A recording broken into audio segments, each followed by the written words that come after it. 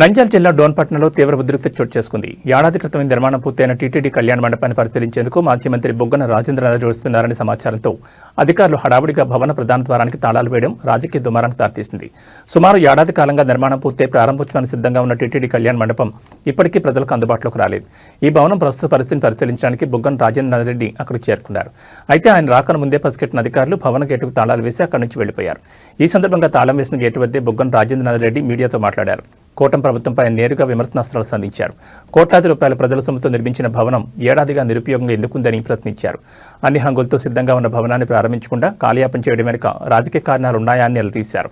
ప్రజాప్రతినిధులు పరిశీలనకు వస్తుంటే తాళాలు వేసి పారిపోవడం అధికారుల అసమర్థతకు నిదర్శనమని ధ్వజమెత్తారు.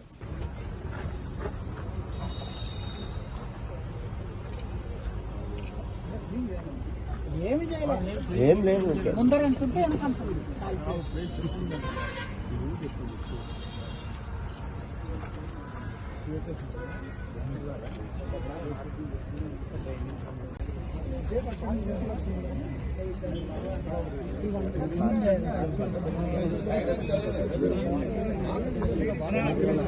పక్క